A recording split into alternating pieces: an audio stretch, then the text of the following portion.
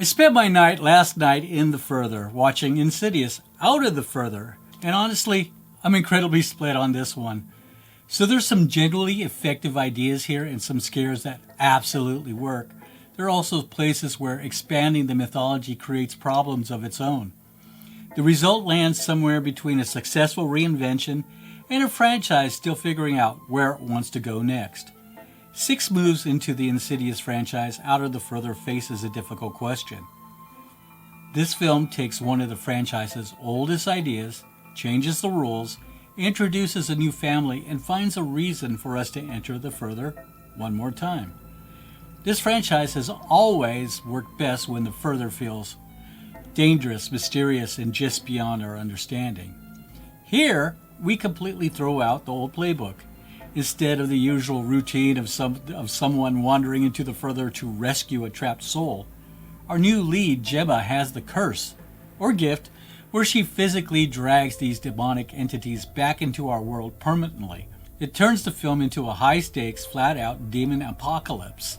From a visceral, skin-crawling dentist scene to a incredibly claustrophobic chase through a pillow fort, which makes the scares here some of the most creative we've seen in years. So if you've been waiting for a movie that finally unleashes the lipstick face demon, Keyface, and the rest of the franchise's worst nightmares all in one place, this is the ultimate payoff.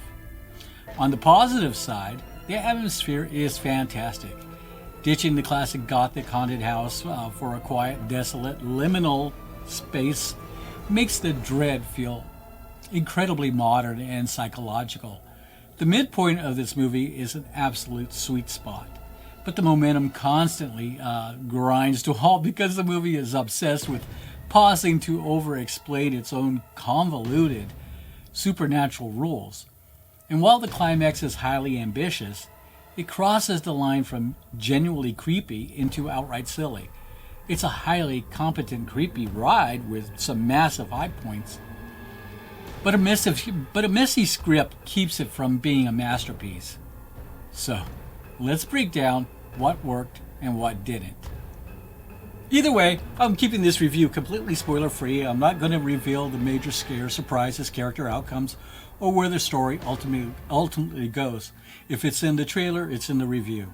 I'm going to concentrate on the performances, filmmaking, scares, and how this new direction works on the 6th Insidious movie. I'll have a separate ending explain review where we can get completely into the Further and talk about what actually happens. So you're safe here if you haven't seen the movie yet. Welcome back to A Constantly Racing Mind, where every frame tells a story. I'm Rob, and this is where we talk about sci-fi, horror, action-adventure, pop culture, and all things geek. If that's your kind of thing, hit that like button and subscribe to the channel. It helps more people find these reviews, and we got plenty more coming. Now, let's get into Insidious Out of the Further.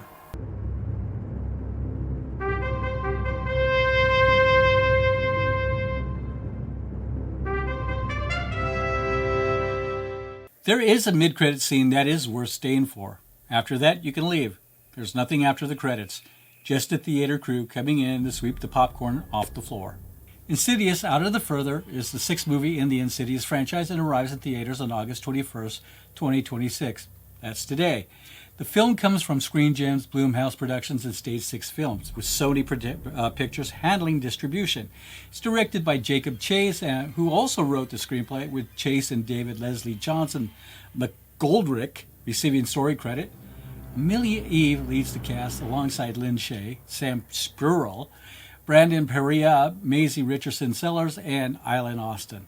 The movie runs approximately 105 minutes, or 1 hour and 45 minutes, and it's only rated PG-13. This time, we're moving away from the Lambert family and meeting Gemma, played by Amelia Eve. She's a single mom raising her daughter, Maya, in the same childhood home where Gemma experienced some very traumatic events of her own. Gemma eventually discovers that she has a connection to the Further, but her ability doesn't work exactly like the astral projection we've seen in previous movies. The basic idea is that the barrier separating the Further from our world is becoming much less secure. And that's about as far into the story as I'm going to go on a non-spoiler review. Think of it like Halloween, All Hallows Eve, when the veil between the living and the dead becomes very thin. Now, that's a pretty substantial change for a franchise that spent 5 movies building its mythology around the Lamberts, Elise Rainier, and the rules surrounding astral projection. The Red Door effectively closed the book on Josh and Dalton Lambert, so Out of the Further has to prove that Insidious can survive without them. It keeps the Further and it maintains a connection through Elise, but otherwise this is an attempt to establish a new family and a different supernatural problem. That means this isn't simply Insidious 6 trying to recreate the first movie with the different actors. It's testing whether the mythology itself is strong enough to carry the franchise forward. Now, writer and director Jacob Chase is an interesting choice to take over the franchise because his background almost feels designed for this kind of movie. Chase spent years making short films, but he also spent part of his younger life designing and operating haunted house attractions. He's talked about how that taught him to control where people look, what they expect to happen, and exactly when to deliver the scare. His breakthrough came with his 2017 short, Larry, which eventually became his 2020 feature, Come Play. Now, that movie also demonstrated his interest in supernatural creatures crossing from another space into our everyday world. Come Play also gives us another connection to what Chase is doing here because he has a genuine interest in physical creature work. Chase worked with Jim Henson's Creature Shop to create Larry as an actual puppet, with visual effects enhancing much of what they captured practically. He's also a heavy planner who uses storyboards and pre-visualizations to construct complicated scares before arriving on set. Now, that approach makes sense for Insidious, where so much of the tension comes from controlling what we're allowed to see inside a room. Chase isn't just inheriting the Further, he's bringing his own experience designing spaces specifically to frighten people. Chase wrote the screenplay but developed the story with David Leslie Johnson Goldrick. Now, Johnson Goldrick started his Hollywood career working on The Shawshank Redemption before spending several years as an assistant to Frank Darabont. He later wrote Orphan, worked on The Walking Dead, and became a frequent James Wan collaborator through the Conjuring movies and both Aquaman films. Now, that gives him considerable experience working inside established franchises while expanding mythology that already has rules and audience expectations. And that's exactly the writing challenge Out of the Further faces. There's also a significant change behind the scenes because Leigh Whannell isn't credited anywhere with either the screenplay or the story this time. Whannell created these characters and wrote the first 4 Insidious movies, directed Chapter 3, and returned for story credit on The Red Door. He's still involved with Out of the Further as a producer, so he hasn't completely left the franchise behind. But the actual story has now passed to Chase and Johnson McGoldrick. That makes this one of the biggest creative handoffs Insidious has attempted. Now, at the center of this transition is Amelia Eve as Gemma, and she has a difficult job of becoming the new face through which we experience this world. Horror audience will probably recognize Eve as Jamie Taylor from Mike Flanagan's The Haunting of Bly Manor, so she's certainly no stranger to supernatural material. Here, the emotional foundation isn't simply Gemma's relationship with the Further. It's a relationship with her daughter, Maya, played by Island Austin. Gemma is raising Maya inside a house connected to painful experiences from Gemma's own childhood, giving her relationship some generational weight before the supernatural elements even arrive. If this new direction is going to work beyond a single movie, that mother-daughter relationship has to give us a reason to care about this family. Of course, Lin Shaye is back, who essentially became the connective tissue holding the Insidious universe together. Elise Rainier died in the original movie, but subsequent films found different ways of keeping her involved through prequels and the mythology of the Further. Now, this movie can finally embrace that naturally because Elise already exists on the other side. Shaye has described Elise as something of a warm blanket for Insidious audiences, and I think that's a pretty accurate description of what she represents. Everything around her can change, but when Elise appears, we immediately know what universe we're in. The supporting cast brings together Sam Spruill, Brandon Perea, Maisie Richardson Sellers. Now, Spruill was especially interesting after his wonderfully strange performance as Old Munch in Fargo, and he has the kind of presence that can make a character threatening without requiring a lot of traditional monster theatrics. Perea will probably be most familiar to genre audiences as Angel Torres from Jordan Peele's Nope, where he demonstrated a much lighter and more energetic screen presence. Richardson Sellers brings her own genre background through the originals, Legends of Tomorrow, and a small role in Star Wars The Force Awakens. Together, they give Chase several very different personalities to place around Eve and Shay, rather than just simply trying to recreate the Lambert family dynamic. Behind the camera, the film was shot by cinematographer Dave Garbett. One of the visual challenges here is that the story simply isn't sending characters from our world into the further anymore. The premise allows those boundaries to become increasingly unstable, which gives Garbett an opportunity to make ordinary environments feel progressively less safe. Insidious has always been effective at placing something frightening in the corner of an otherwise familiar room and waiting for us to notice it. This movie has the opportunity to push that idea much further by making reality itself feel increasingly unreliable. Production designer Nick Bassett has an especially interesting challenge with Gemma's childhood home.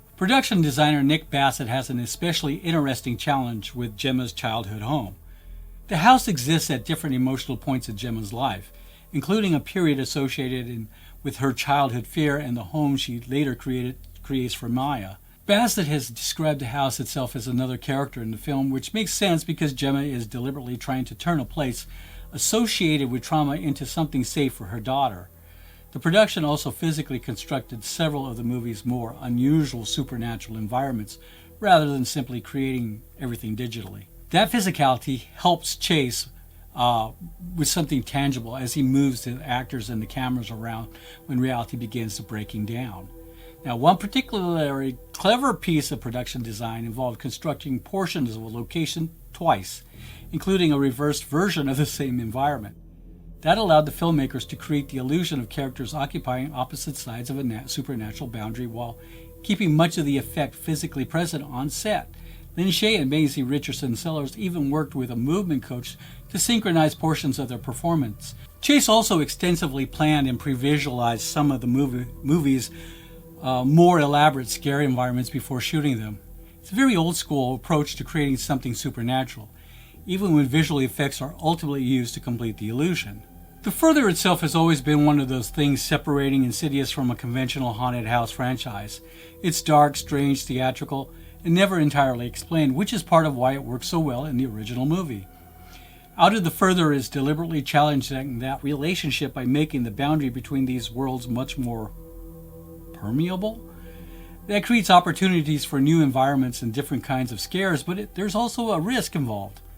The more rules you establish for something mysterious, the harder it becomes to keep that mystery frightening. Joseph Bishara returns to score the film, which gives Out of the Further more important connection to the franchise's beginnings.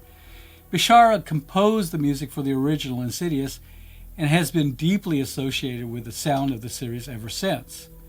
He's also literally part of its nightmare imagery because he portrays the lipstick-faced demon in the original film. His Insidious scores have never been about comfortable background music, relying instead on dissonance, sudden attack of sound, strings, and textures designed to make the audience physically uncomfortable. Even with a new family and filmmaker, Bishara gives the movie an immediate piece of the franchise musical identity. For me, the biggest success is that Out of the Further finds a way to feel familiar without simply repeating the Lambert story. Amelia Eve gives the movie an emotional center, and her relationship with Maya gives all the supernatural chaos something human to hold on to. Jacob Chase also understands how to construct individual scares around physical environments rather than relying entirely on something suddenly jumping into the frame. The craft work, especially the production design and the way ordinary spaces become threatening, gives this chapter its own visual personality. And Lin Shaye remains one of the performers whose presence immediately makes Insidious feel like Insidious. There's quite a bit here that works, particularly when Jacob Chase is allowed to build a scare around an environment and let the tension develop before revealing what's actually there. Amelia Eve gives Gemma enough emotional weight to make the new family approach work, and the relationship with Maya gives the movie a necessary human center. The production design also finds some creative ways of letting the further intrude into otherwise familiar spaces. Lin Shaye remains an effective bridge between the story and everything that came before it. And when Out of the Further concentrates on atmosphere rather than mythology, is capable of delivering some genuinely creepy moments.